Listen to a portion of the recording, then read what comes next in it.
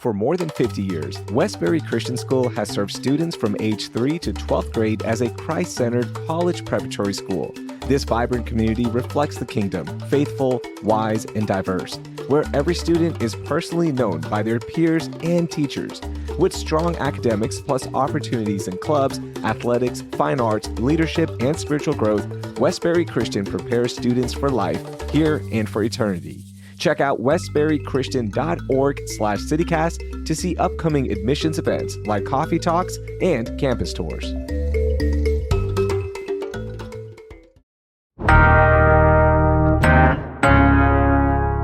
Today on CityCast Houston, the 18th Congressional District is one of our most historic districts in the area, with greats like Barbara Jordan, Sheila Jackson Lee, and former Mayor Sylvester Turner representing it.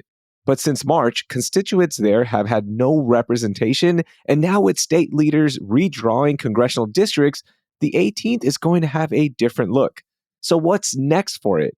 Tanishta Sinha from The Defender is joining me to explain it all. It's Monday, October 6th. I'm Rahil Ramzan-Ali, and here's what Houston's talking about. Hey, Tanishta, how are you? Thank you so much, Rahil, for having me. I'm doing great. How are you doing? I'm doing all right, and I am so curious to learn about the 18th Congressional District and what is happening there right now. And as I mentioned, it is a very historic district. Can you tell those who don't know about it the history of the district and why it's so important? Of course.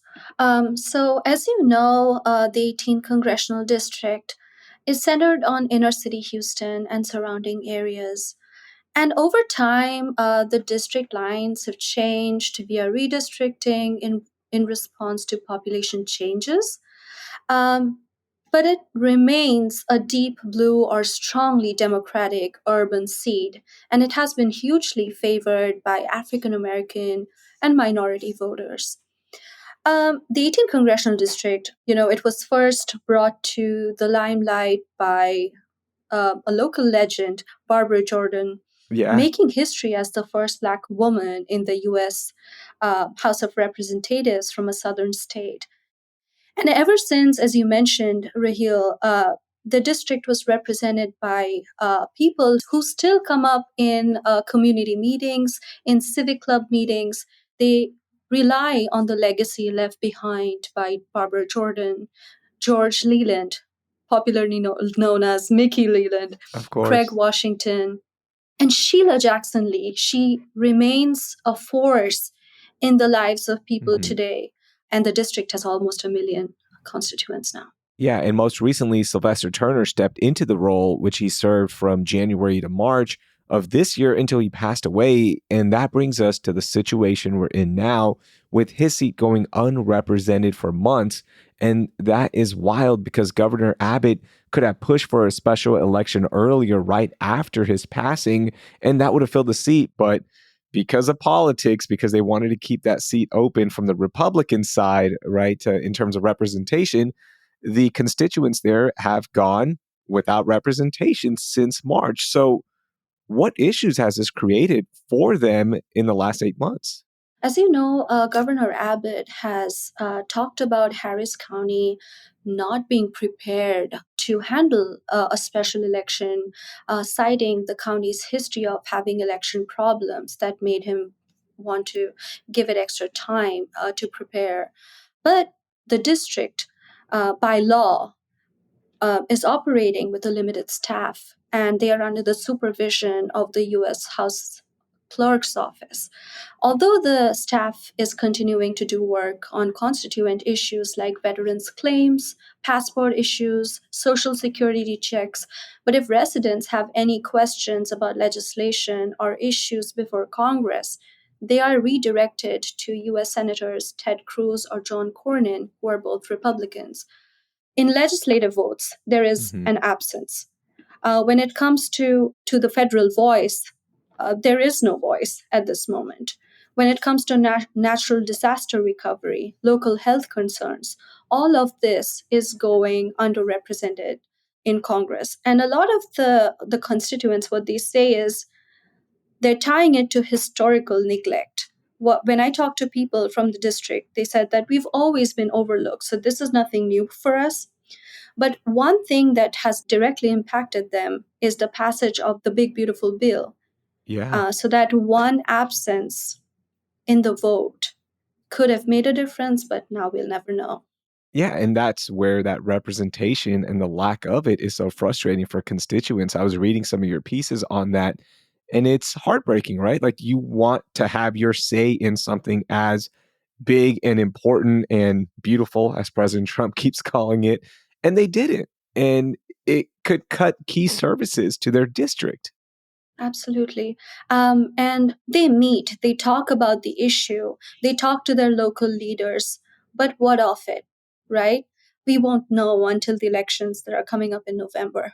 Okay, so if that wasn't enough, Tanishta, the district is also now being redrawn by state leaders, and that has passed from the state level, even though it is now going to be held up in the courts, and all that started late last week.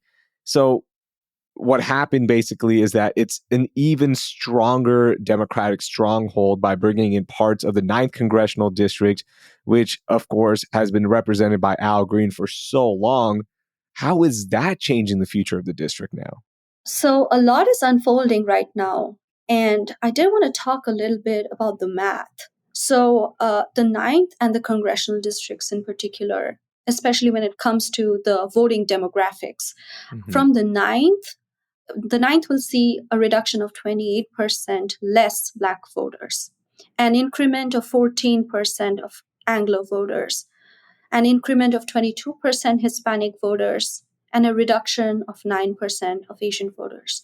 When it comes to the 18th, as you said, it is now a stronger seat for the Democrats, more than it needed to be, because it kind of disperses their voting power in other Yeah. districts. So the 18th will have an increment of 11% of Black voters, a reduction of 4% of Anglo voters, a reduction of 10% of Hispanic voters, and an increment of 3% of Asian voters.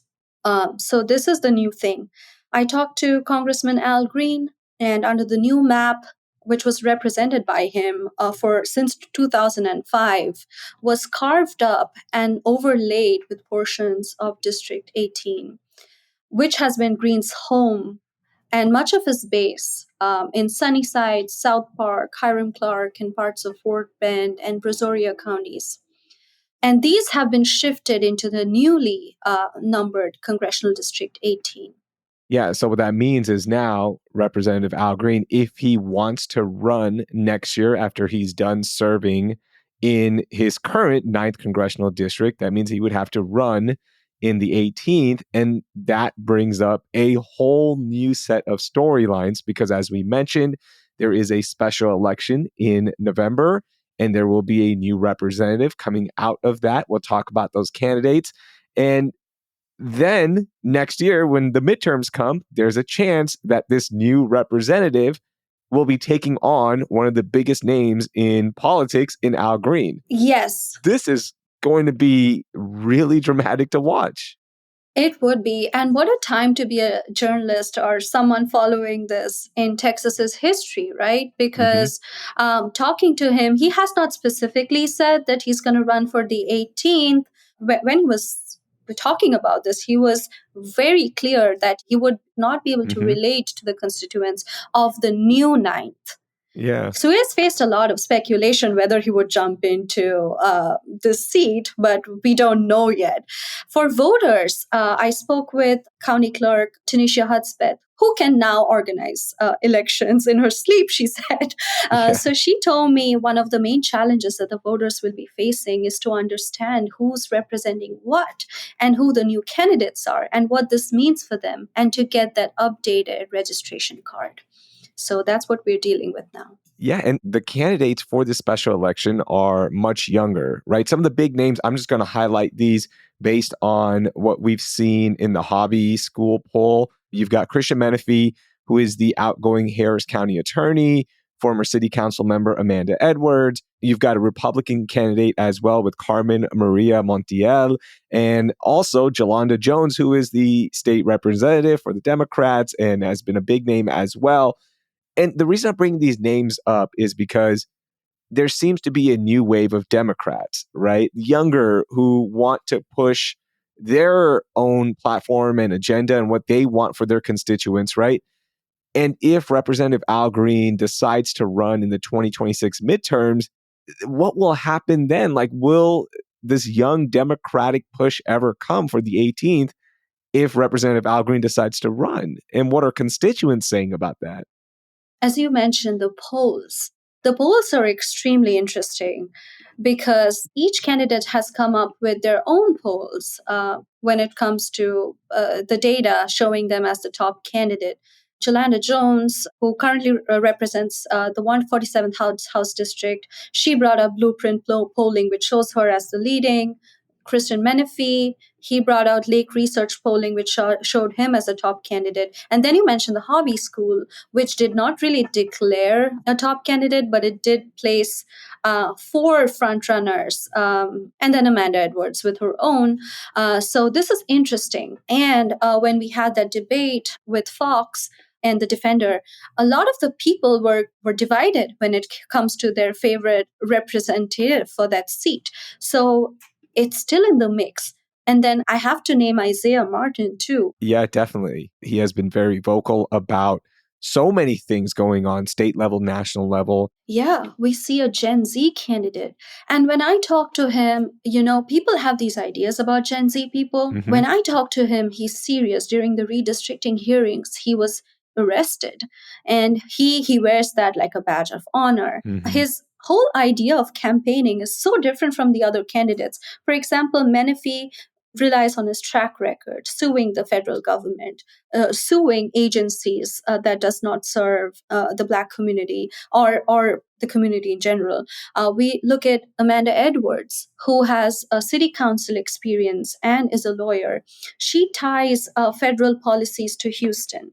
Then we see Isaiah Martin, who is campaigning on TikTok and has amassed a huge amount of campaign money. So each has their own strong points, but we'll see how this plays out. I know. This is going to be so interesting to see who ends up winning this. Mm-hmm. And basically, there's a chance this winner is going to have an epic showdown with Representative Al Green, right, in the Democratic primaries for the midterm. So there's that angle as well. So as soon as this person takes office, they're right back to campaigning and raising money because the midterms are up. They only get to finish out what was Mayor Turner's term, which will end in 2026. Mm-hmm.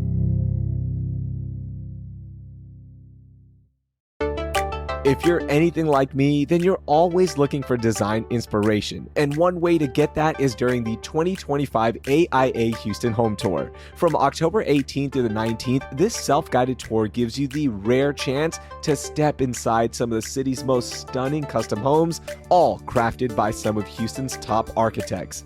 Whether you're dreaming up your own perfect space or just love exploring amazing designs like I do, this tour is a must. Each home is a masterpiece, showcasing the collaboration between homeowners, architects, and builders. And the best part, you can chat with the architects right there on site, so you can get tips, ask questions, and soak up all the creative vibes, so maybe you can start designing that perfect space in your home. Don't miss out on this unique experience. To learn more or grab your tickets, just head over to aiahouston.org. That's aiahouston.org. Mark your calendars, October 18th through the 19th for the AIA Houston Home Tour. You won't want to miss it.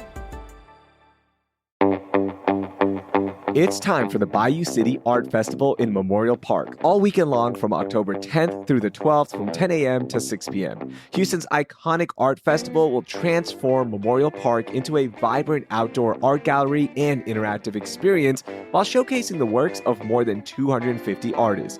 There's so much to do, including purchasing one-of-a-kind art, jewelry, functional art, and so much more at all price levels. And there's more than just art. You can enjoy live entertainment, food trucks, an active imagination zone for guests of all ages, and a craft beer and wine garden. Early bird tickets are $18 for adults and $5 for children ages 6 through 12 at BayouCityArtFestival.com. But act fast because adult tickets purchased after October 1st are $20, and physical tickets tickets will not be sold at the gate, so grab yours in advance online. You can also enjoy the festival in their VIP hospitality lounge with VIP tickets. Again, to find out more and get tickets, go to BayouCityArtFestival.com.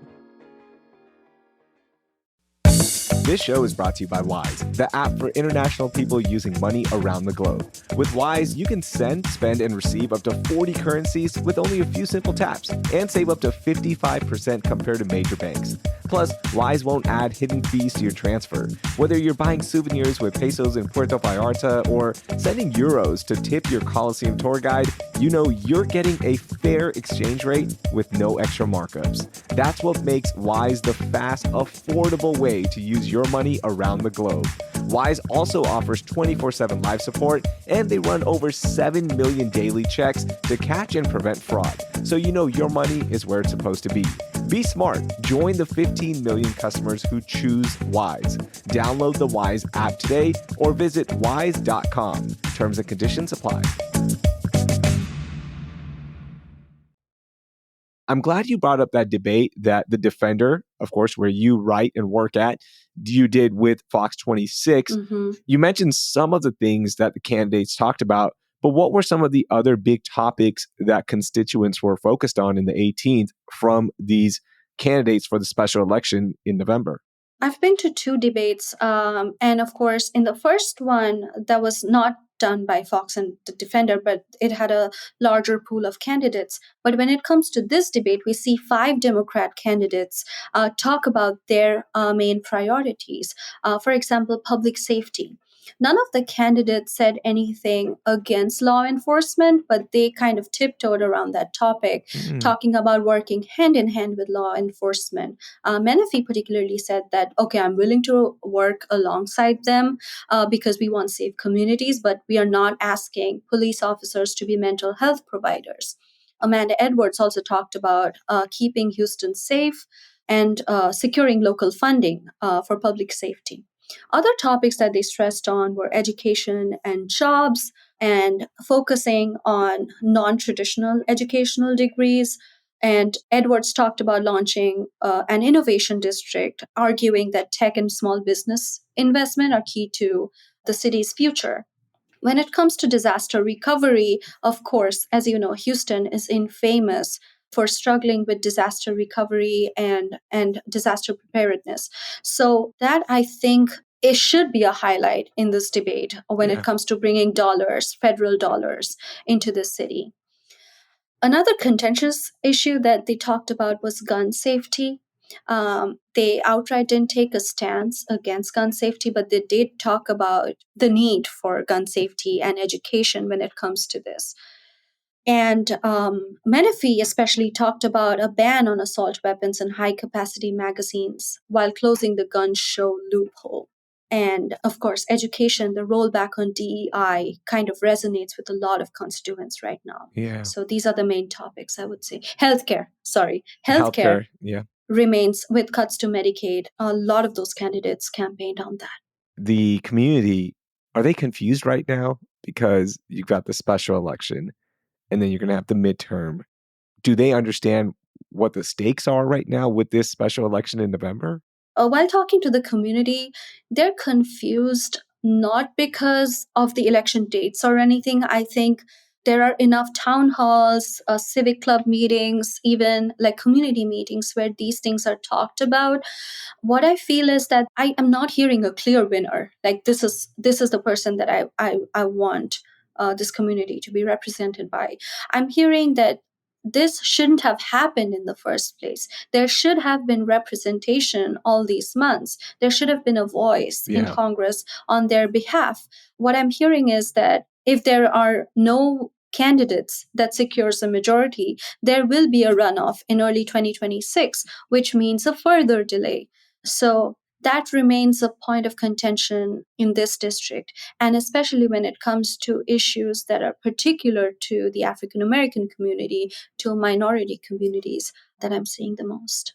I think that is one of the big reasons why I wanted to talk about this with you and why this should worry a lot of Houstonians, because you could go without representation if the governor decides to push the special election back all the way to November, right? Could have been earlier in the year, hypothetically. And it wasn't. And now you could go almost a full year without representation. That is scary. Yes. So hopefully, because these elections are coming up, hopefully there will be more decisive indications that there will be representation soon. But that too won't be for very long until the midterms next year. This particular candidate who is running for the 18th will only serve until January 2027.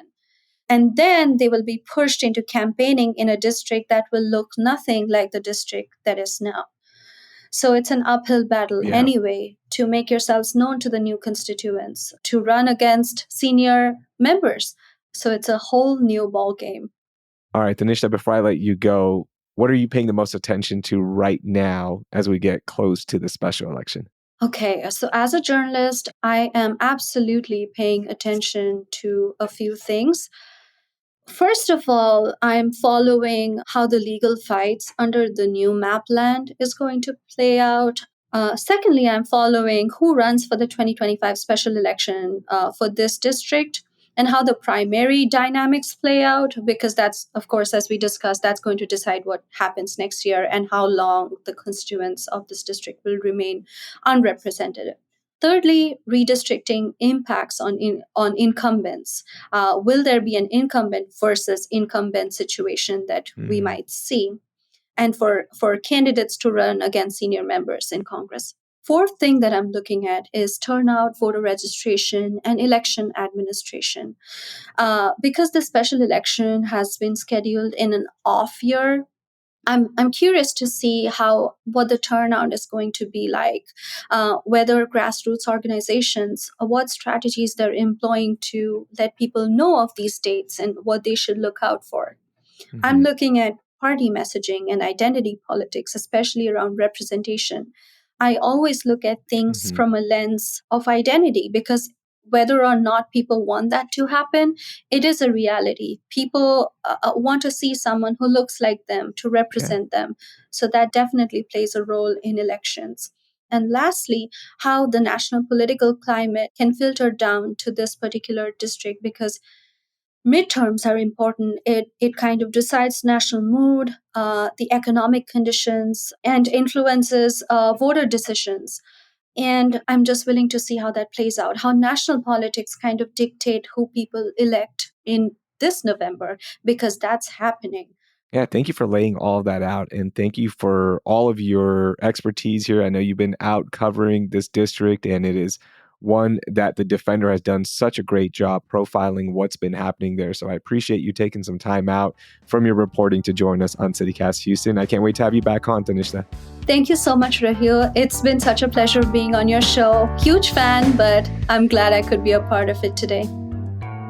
That was Tanisha Sinha. She covers politics for The Defender. You can check out her work with the links in our show notes, along with some of the stories we talked about in today's episode. Please help us grow the show by sharing this episode with 3 friends who live inside the loop. Also, subscribe to CityCast Houston if you're new here so you can get episodes in your feed every weekday morning, better connecting you to the city that you love.